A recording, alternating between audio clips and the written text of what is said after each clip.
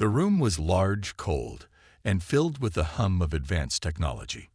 Ambassador Daniel Carter stood at the center of it, his hands clasped tightly behind his back. Around him, the Krylos Council members loomed in their towering seats, their sleek, insect-like bodies shimmering under the artificial light. Their eyes, too many to count, glowed faintly as they stared down at him. Daniel tried to ignore the weight of their gaze. He had practiced this speech for weeks, but now, standing here, he felt every word catch in his throat. Earth has made significant progress, Daniel began, his voice steady despite the nerves twisting in his stomach. We have developed new technologies, expanded our reach into space, and worked tirelessly to contribute to galactic cooperation. He paused, looking up at the council. A few of them shifted slightly, their mandibles clicking softly. It wasn't encouragement, it was impatience. One of the Krylos leaders leaned forward, his elongated head tilting curiously. His name was Counselor Vrek, and he was known for his sharp tongue. Progress, Vrek repeated, his voice smooth but dripping with mockery. Your species is still crawling out of its infancy. Your ships are slow, your weapons primitive, and your understanding of the cosmos laughable. A ripple of amusement spread through the chamber. The other council members clicked their mandibles in agreement, their laughter echoing like a chorus of insects. Daniel's face flushed, but he forced himself to remain calm. This wasn't just about him. It was about Earth, about humanity. He couldn't let them see how much their words stung. We may not have centuries of interstellar travel like you, Daniel continued, his tone firm now. But we are learning. We are growing. Humanity is not afraid of hard work or challenges. In fact, we thrive on them. Vrek's laughter cut through the air like a blade. Thrive? You call yourselves thrivers. Your planet is a speck of dust in the vastness of space. Your people squabble over borders and resources, while greater civilizations build empires. Tell me, Ambassador, what makes you think you deserve a place among us?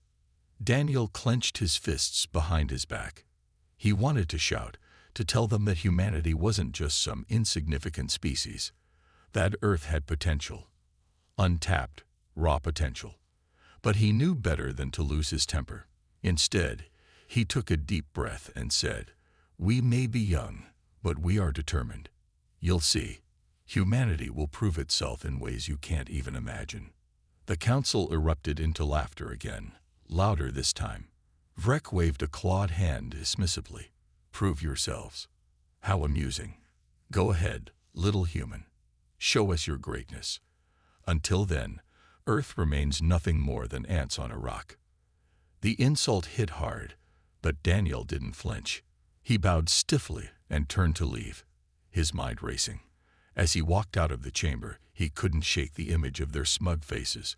They thought they were superior, untouchable, but they didn't know everything. They didn't know about Project Shadow Strike. Back on Earth, General Laura Hayes sat in a dimly lit command center, watching a live feed of the summit. Her jaw tightened as she heard Vrek's words. Beside her, Lieutenant Ryan Mitchell leaned forward, his hands gripping the edge of the desk. "They really think we're nothing," Ryan muttered, his voice low and angry. Laura nodded, her expression grim. "Let them think that. It'll make the truth hurt even more when it comes." She glanced at the screens showing rows of sleek, black ships hidden deep within Earth's atmosphere. These were the fruits of years of secret labor, the stealth fleet, invisible, silent, and deadly.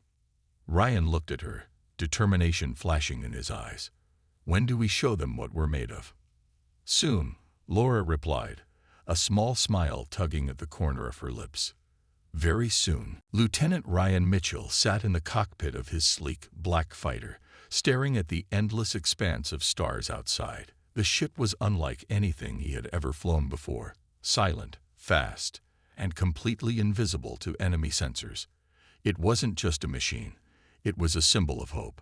Hope that humanity could rise above the ridicule and prove its worth. But as Ryan ran his fingers over the controls, he couldn't help but feel the weight of what was at stake. Growing up, Ryan had always been fascinated by space.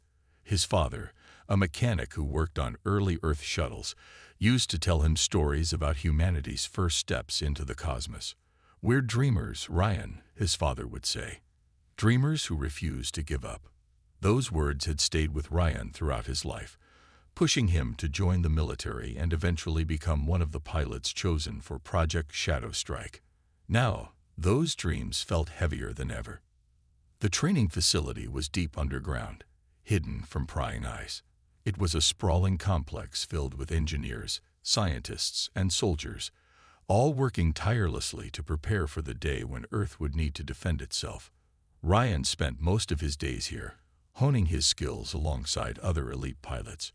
Among them was Commander Samantha Brooks, a no-nonsense leader with sharp instincts and a knack for strategy. She had earned the respect of everyone in the program, including Ryan. One evening, after hours of simulated combat exercises, Samantha called the team together for a briefing. They gathered in a small conference room, the walls lined with holographic displays showing maps of the solar system. General Laura Hayes stood at the front, her presence commanding even in the cramped space. "Listen up," Laura began, her voice firm but calm. "We've been monitoring the Krylos closely. Their blockade near Mars isn't just a show of force, it's a test. They want to see how far they can push us before we break." Ryan leaned forward, his brow furrowed. "What happens if they don't back off?" Laura's expression darkened. "Then we make them regret it. But timing is everything. If we strike too soon, we risk exposing ourselves. Too late, and they'll crush us. That's why we need to be ready. For anything." Samantha stepped in, pointing to a hologram of a Krylos cruiser. "Their technology is advanced, but it has weaknesses. Their sensors rely on predictable patterns. Our stealth ships can exploit that. Stay quiet, stay hidden, and wait for the right moment to strike." Ryan nodded, absorbing every word. He trusted Samantha and Laura, but the enormity of their mission still weighed heavily on him. These weren't just simulations anymore. They were preparing for real battles against an enemy that vastly outnumbered them. After the briefing, Ryan found himself walking through the empty halls of the facility. The hum of machinery echoed around him, a constant reminder of the work being done. He stopped in front of a large window that overlooked the hangar bay. Below, rows of stealth fighters gleamed under the artificial lights, their surfaces reflecting faint glimmers of hope. Each ship represented years of sacrifice, innovation, and determination. As he stared at the fleet, Samantha approached, her boots clicking softly against the floor. "Thinking about the mission?" she asked, standing beside him. "Yeah," Ryan admitted. "It's hard not to. What if we mess up? What if they find us before we're ready?" Samantha placed a hand on his shoulder, her touch reassuring. "Fear is natural, Ryan. Everyone feels it, even me. But courage isn't the absence of fear. It's doing what needs to be done despite it. We've trained for this. We've prepared. And when the time comes, we'll do our duty, for Earth." Her words struck a chord deep within him. Ryan took a deep breath, letting the tension ease slightly. "You're right," he said finally. "We didn't come this far to let them win." Samantha smiled faintly. "Exactly. Now get some rest. Tomorrow's another day of training, and I expect you to be sharp." As Ryan walked back to his quarters, he replayed her advice in his mind. Courage, duty, hope. Those three words became his mantra, driving him forward as he prepared for the challenges ahead. Humanity might have been mocked and underestimated, but Ryan knew one thing for certain: they wouldn't go down without a fight. Tensions between Earth and the Krylos Dominion reached a boiling point when a massive patrol fleet entered the solar system without warning. The Krylos ships were sleek and imposing, their metallic surfaces glinting ominously in the sunlight as they moved with precision toward Mars. Admiral Vorak, the leader of the fleet, broadcast a message to Earth's government, demanding immediate access to the planet's resources. His tone was cold and commanding, leaving no room for negotiation. "Earth is weak," Vorik declared through the transmission. "Your species consumes without restraint and wastes what it cannot use. It is time for a superior civilization to step in and guide you. Surrender your resources or face the consequences." President Williams, a calm but resolute man in his late 50s, stood in the communications room surrounded by advisors. His face remained impassive as he listened to Vorik's ultimatum. When the message ended, one of his aides spoke up nervously. "Sir, if we refuse, they'll attack. We're not ready for a full-scale invasion." The president leaned back in his chair, his eyes narrowing slightly. "We won't bow to threats," he said firmly. "Earth has endured challenges before, and we will endure this one.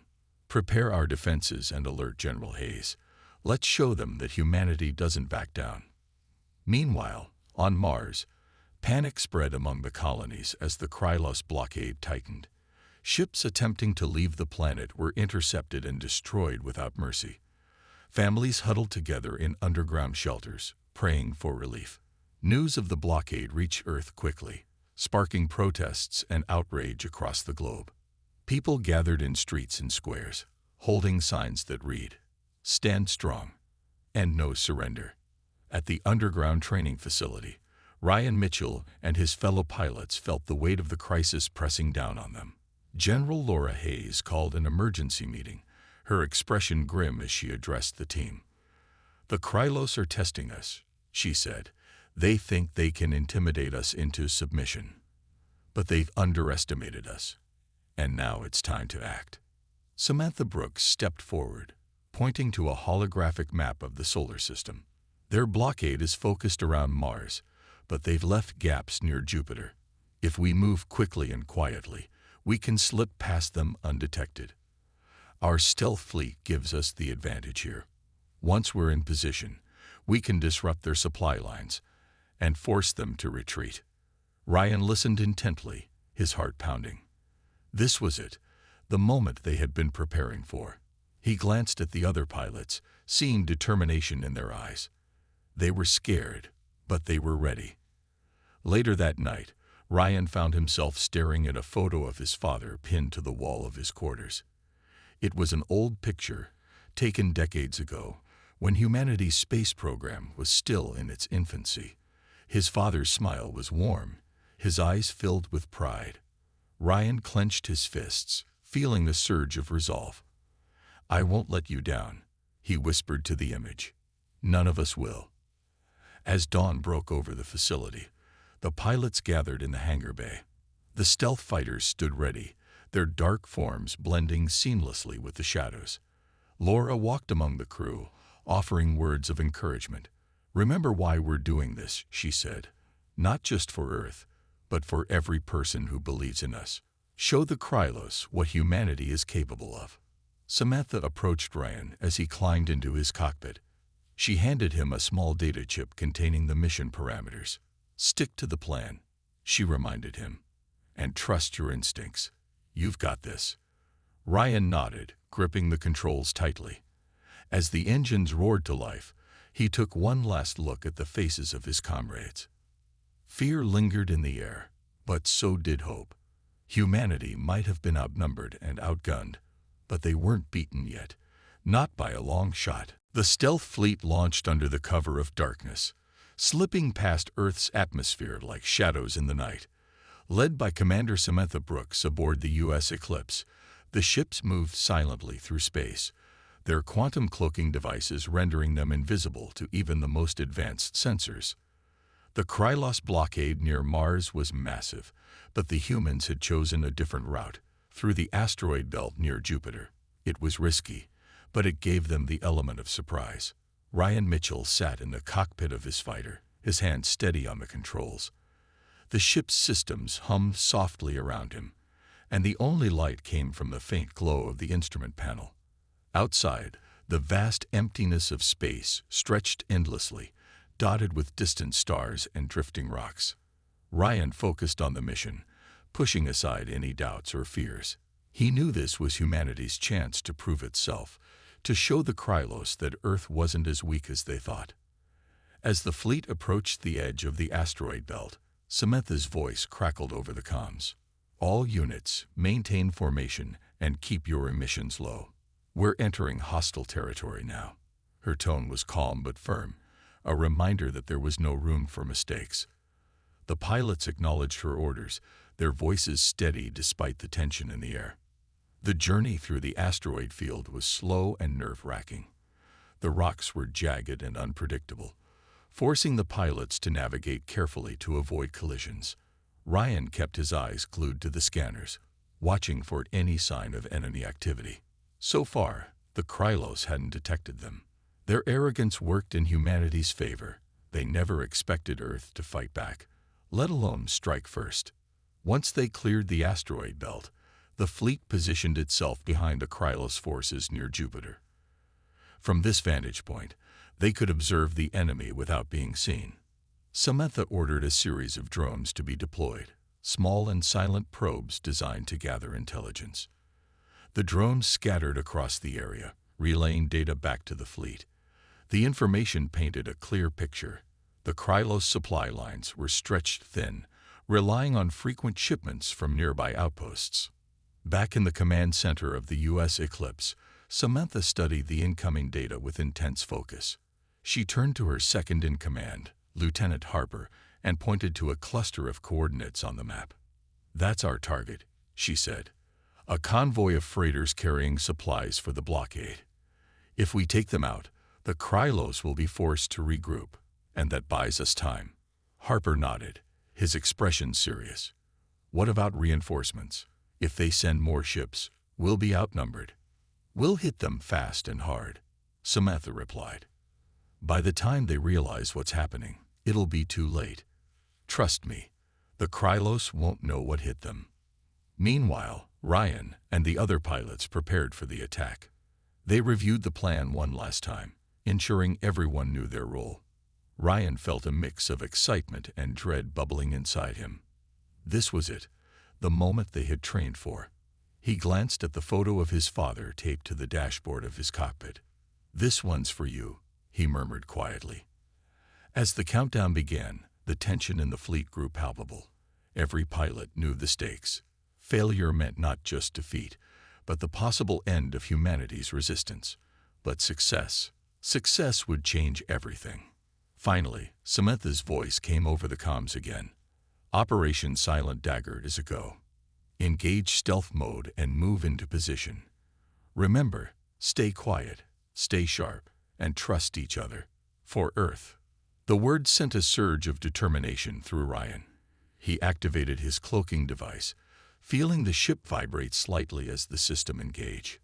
On his screen, the icons representing the other ships disappeared, leaving only empty space where the fleet had been moments before. They were invisible now, ghosts in the void. As they closed in on the unsuspecting Krylos convoy, Ryan tightened his grip on the controls. His heart raced, but his mind was clear.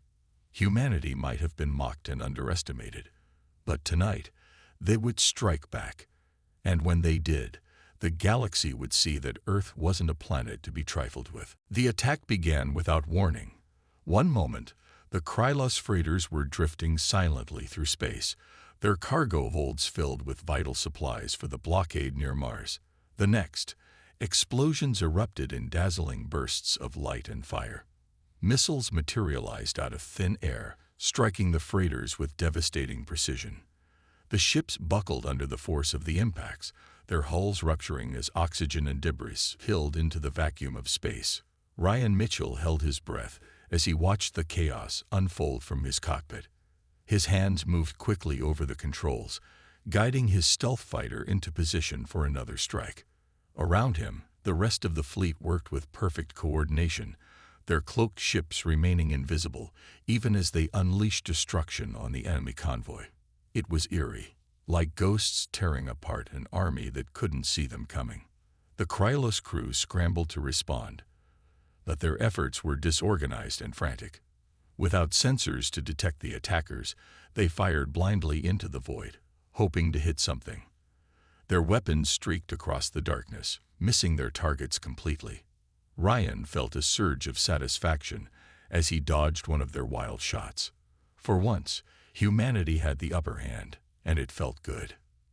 Commander Samantha Brooks monitored the battle from the U.S. Eclipse, her eyes glued to the tactical display. The holographic map showed the positions of both the Krylos ships and the human fleet, represented by faint blue dots that only she could see. So far, everything was going according to plan. "Keep it tight," she ordered over the comms. "Don't give them a chance to regroup." Lieutenant Harper, stationed beside her, nodded grimly. "They're panicking," he said, pointing to the screen. Several Krylos ships had broken formation, fleeing in random directions. Others attempted to send distress signals, but the stealth fleet's jamming systems blocked all communications. The enemy was isolated, confused, and utterly helpless. Ryan spotted a damaged freighter limping away from the battle, its engine sputtering weakly. He locked onto it with his targeting system and fired a missile. The projectile streaked through space before slamming into the ship's engine core, causing a massive explosion. The shockwave rippled outward, sending smaller fragments spiraling into the void. Ryan allowed himself a small smile. This was what they had trained for, to protect Earth at any cost. As the last of the freighters exploded, silence fell over the battlefield. The Krylos forces were in complete disarray, their supply line shattered. Admiral Vorek, commanding the blockade near Mars, received fragmented reports of the attack, but struggled to make sense of them. How could an invisible enemy strike so suddenly? And why hadn't their sensors detected anything? Samantha gave the order to withdraw.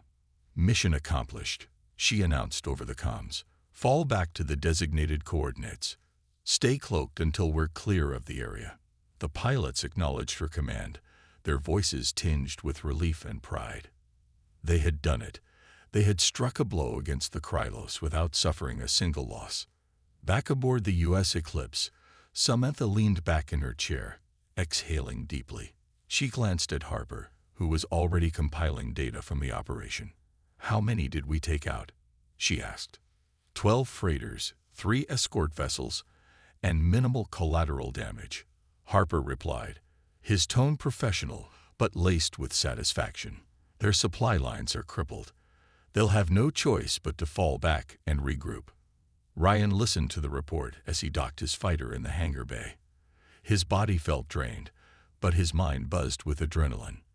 They had proven themselves today, not just to the Krylos, but to each other. Humanity wasn't some weakling species clinging to survival. They were fighters, capable of standing toe-to-toe with anyone who dared to threaten them. Later that night, Ryan sat alone in the mess hall, staring at a cup of coffee he hadn't touched. The weight of what they had done settled over him, heavier than he expected. They had taken lives today, intelligent beings, just like them. But there had been no other way.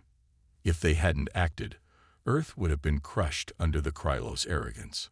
Samantha joined him a few minutes later, sliding into the seat across from him. "You okay?" she asked gently. Ryan looked up, meeting her gaze.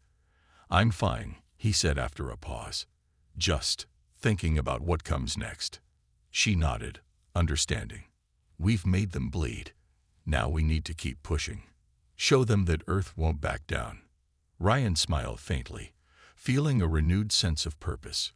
Whatever came next, they would face it together. Back on Earth, celebrations erupted as news of the successful attack spread. People gathered in streets and squares, waving flags and chanting slogans like "Earth stands strong" and "No more fear." The victory against the Krylos convoy was a turning point, a sign that humanity could fight back. But deep within the underground command center, General Laura Hayes wasn't celebrating. Her face was grim as she read an encrypted message on her screen. "General," said Lieutenant Harper, stepping into her office, "we've got a problem." Laura looked up, her sharp eyes narrowing. "What is it?" Harper hesitated before speaking. "There's a leak. Someone in the government has been feeding information to the Krylos. They know about the stealth fleet." Laura's jaw tightened. Betrayal. She had feared something like this might happen, but hearing it confirmed made her blood boil. "Who?" she demanded. "We don't know yet," Harper replied. "But whoever it is, they sent detailed data about our ships and tactics. Admiral Vorak now knows we're out here, and he's sending reinforcements." Laura cursed under her breath. The mole had jeopardized everything. Humanity's greatest advantage, the element of surprise, was gone. Now the Krylos would come hunting for them with everything they had. She stood abruptly, pacing across the room. "Get me Samantha Brooks," she ordered. "And alert all units. We need to move fast." Meanwhile, aboard the U.S. Eclipse, Samantha received the transmission from Laura. She listened intently, her expression darkening with each word. When the message ended, she turned to Ryan, who was nearby reviewing mission logs. "We've been compromised," she told him bluntly. Ryan's stomach dropped. "What do you mean?" "The Krylos know about us," Samantha explained. "Someone betrayed us. They're sending a massive counterattack force towards Saturn. If we stay here, we're dead." Ryan clenched his fists, anger bubbling inside him. After all their hard work, after proving themselves in battle, some traitor had thrown it all away. "Do we know who did it?" he asked. "Not yet," Samantha admitted. "But right now, that doesn't matter. What matters is staying alive long enough to finish this fight." She called an emergency meeting with the pilots, explaining the situation in stark terms. "The Krylos are coming for us," she said. "Their fleet is bigger and stronger than anything we faced so far. We can't outrun them, and we can't hide forever. But we still have one card left to play. An EMP blast using our quantum cloaking devices. It'll disable their ships, but it'll also fry our own systems. Once we use it, we're done." The room fell silent as the weight of her words sank in. Ryan raised his hand. "How do we trigger it?" Samantha met his gaze. "One ship has to stay behind and overload its cloaking device. The rest of us will draw their fire while the EMP goes off." Ryan nodded slowly. He understood what she was saying. One of them wouldn't make it back. And judging by the look in Samantha's eyes, she already knew who that person would be. Later, Samantha pulled Ryan aside. "I'm staying behind," she said firmly when he tried to argue. "You're too valuable to lose. You've got leadership skills I don't have, and these pilots trust you. If anyone can lead them through this, it's you." "But," Ryan started. "No arguments," Samantha interrupted, handing him a small locket. Inside was a faded photo of her family, her parents and younger brother. "If I don't make it, give this to them. Tell them I did my duty." Ryan took the locket, his throat tight. "You don't have to do this," he whispered. "Yes, I do," she replied softly. "This isn't just about me or you.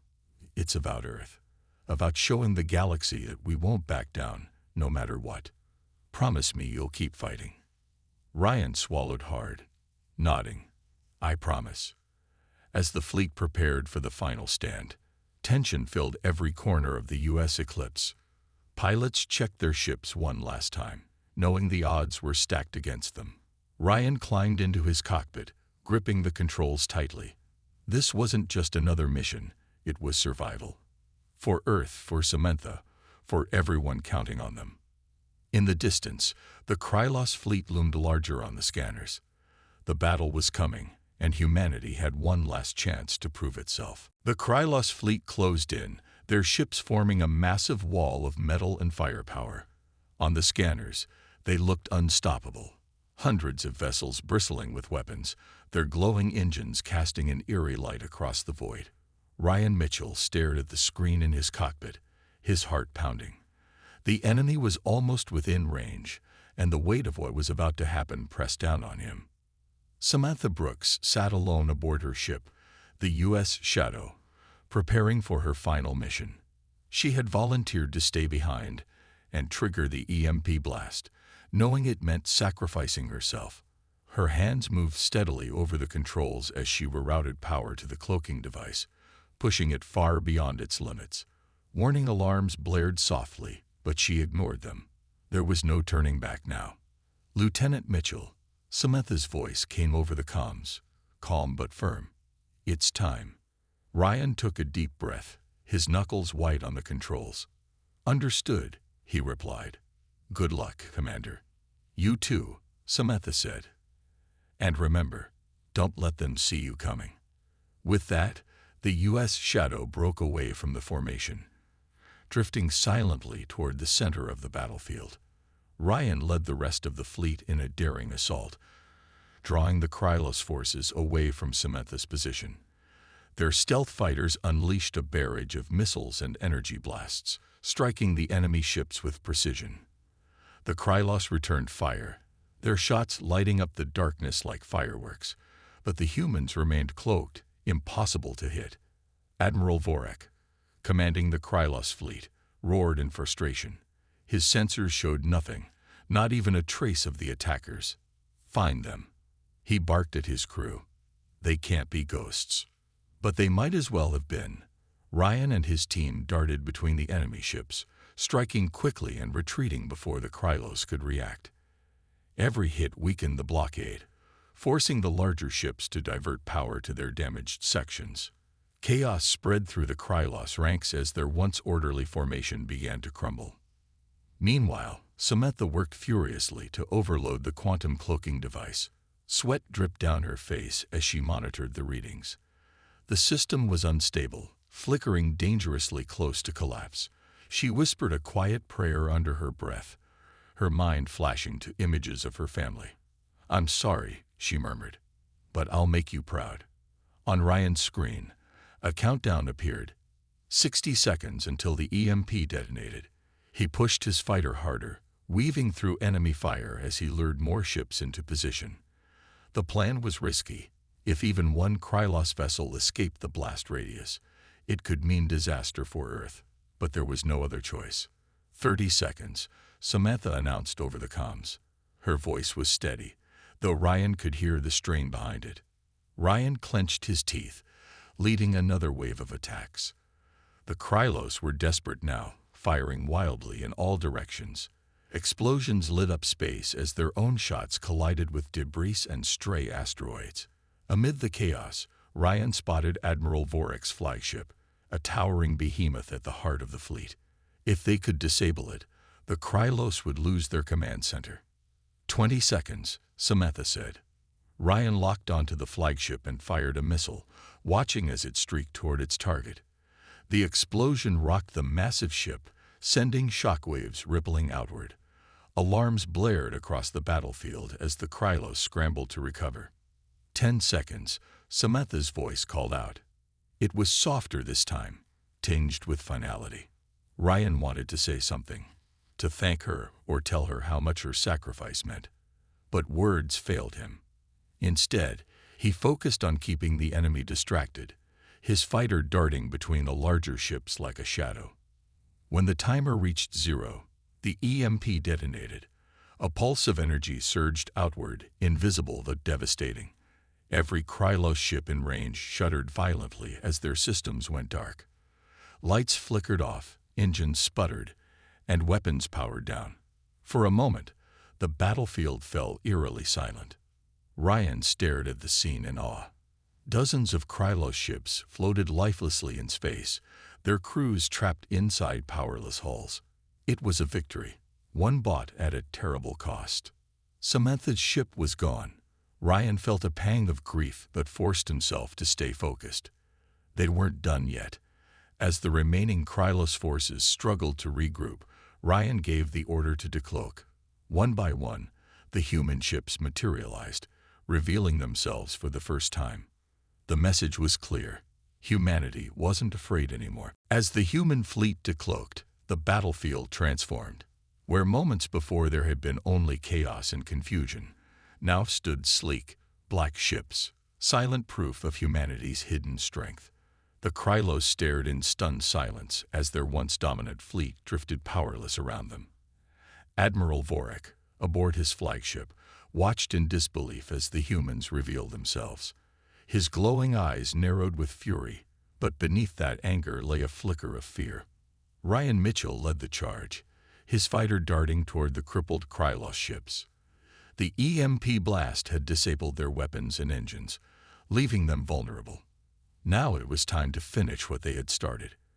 Ryan's heart raced as he fired another missile, striking a massive cruiser that had been attempting to restart its systems. The explosion lit up the darkness, sending debris spiraling into the void. "Stay sharp," Ryan called over the comms to his team. "We're not done yet." The pilots responded with determination, their voices steady despite the exhaustion weighing on them. They moved like a well-oiled machine, targeting key ships and cutting off any chance of escape for the Krylos forces. Every shot hit its mark, every maneuver precise. Humanity wasn't just fighting back. They were proving that they belonged among the stars. Admiral Vorik tried to flee in a smaller escort vessel, abandoning his flagship as it continued to falter. But Ryan had anticipated this move. He locked onto Vorik's ship and gave chase, weaving through the wreckage of the battle. The Krylos leader's ship was faster than Ryan's fighter, but it couldn't outrun someone who refused to give up. "You're not getting away," Ryan muttered under his breath, pushing his engines to the limit. Finally, he closed the distance and fired a pair of missiles. The first struck the ship's engine, causing it to spin out of control. The second hit the cockpit, shattering the glass and sending the vessel careening into an asteroid. It exploded in a brilliant flash, silencing the arrogant admiral forever. Back aboard the U.S. Eclipse, Lieutenant Harper monitored the situation from the command center. The scanners showed dozens of Krylos ships adrift, their crews trapped inside. A few attempted to send distress signals, but the humans jammed their communications effortlessly. For the first time in history, the Krylos Dominion had been humbled, and by Earth, no less. General Laura Hayes received updates from the fleet as she coordinated efforts back on Earth. Her face softened slightly as she listened to reports of the victory. "They did it," she said quietly to herself. "Against all odds, they actually did it." But amidst the triumph, there was loss. Samantha Brooks's sacrifice weighed heavily on everyone, especially Ryan. As he returned to the U.S. Eclipse, he carried the locket she had given him, clutching it tightly in one hand. He knew he had to honor her memory, not just today, but in everything they did moving forward. When the battle ended, the human fleet gathered near Saturn, their ships battered but intact. Ryan addressed the pilots over the comms, his voice filled with both pride and sorrow. "Today, we proved something to ourselves and to the galaxy," he said. "The Krylos thought we were weak. They thought we were nothing. But we showed them that humanity doesn't back down. We fight, and when we do, we win." A moment of silence followed, dedicated to those who had fallen, especially Samantha. Then, one by one, the pilots began to cheer. Their victory wasn't just about defeating an enemy. It was about reclaiming their dignity and earning respect in a universe that had mocked them for too long. Far away, news of the battle spread across the galaxy. Other civilizations watched in awe as Earth emerged victorious against the mighty Krylos Dominion.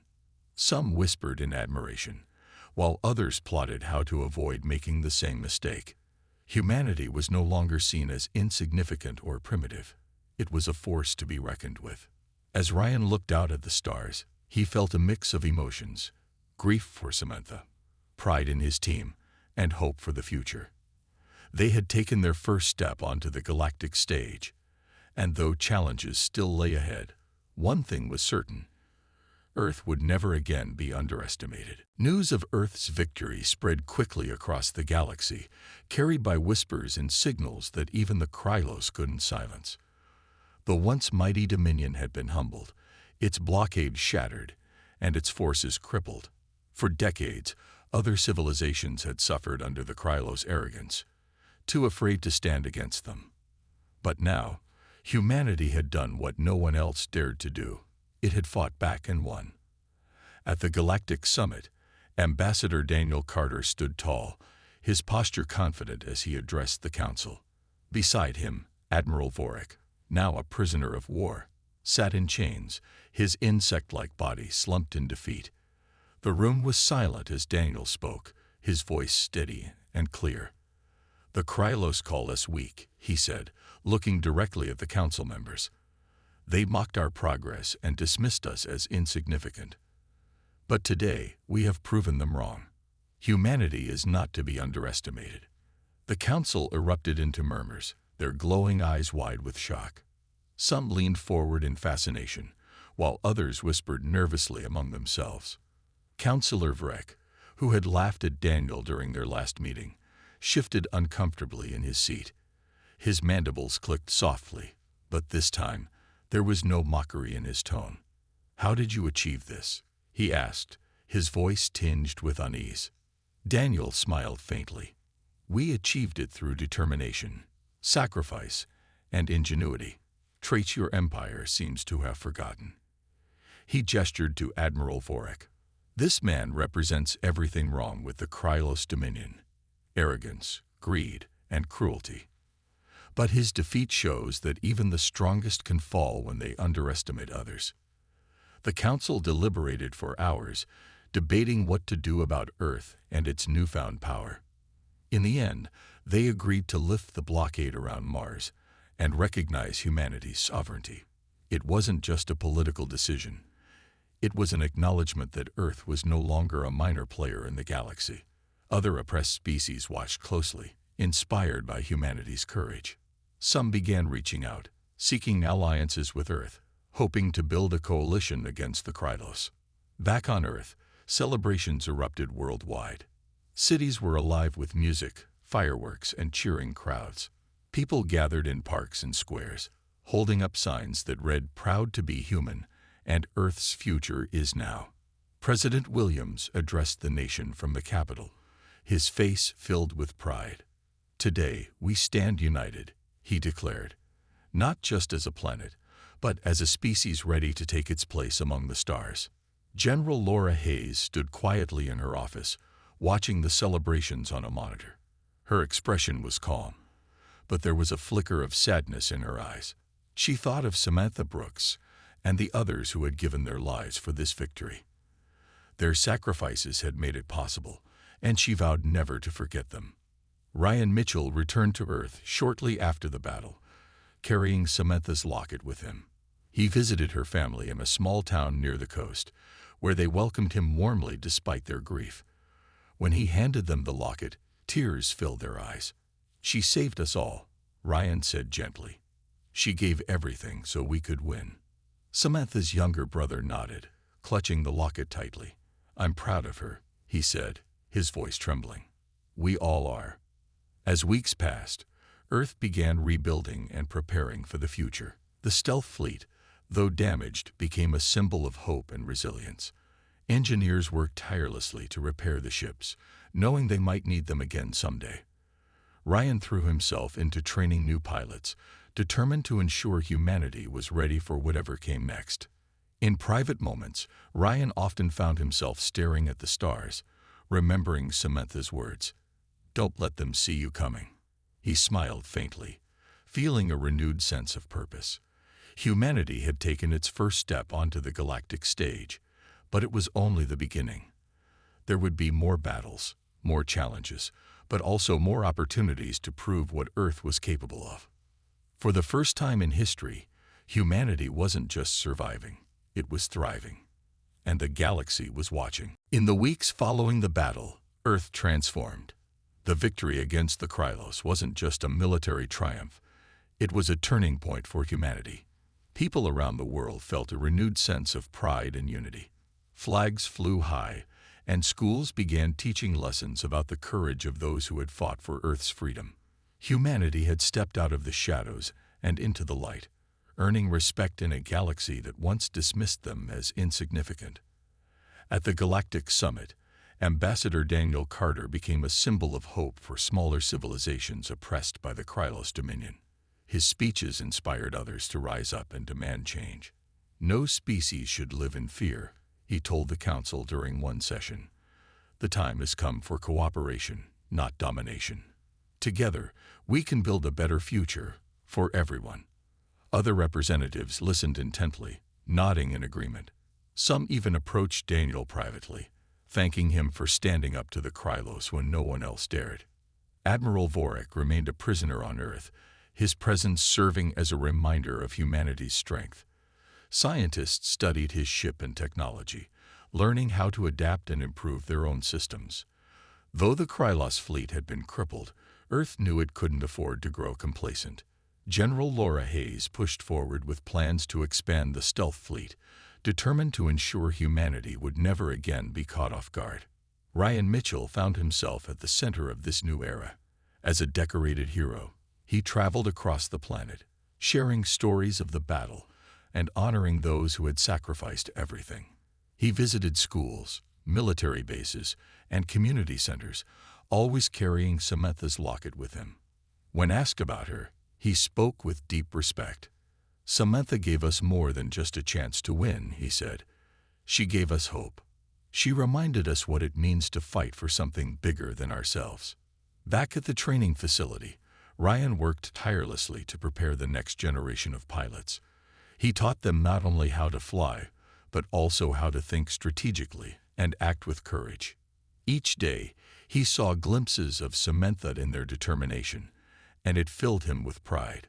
Humanity wasn't just building ships, it was building leaders. Far beyond Earth, news of the victory spread to distant corners of the galaxy. Civilizations trapped under the Krylos rule began organizing rebellions, emboldened by Earth's success. Messages arrived from planets pleading for help, and Earth responded cautiously, knowing it couldn't take on every fight alone. But alliances began forming, creating a network of resistance against the crumbling Dominion. As months passed, Earth continued to grow stronger. New technologies emerged, inspired by both human ingenuity and insights gained from studying the Krylos. Cities expanded upward, reaching toward the stars.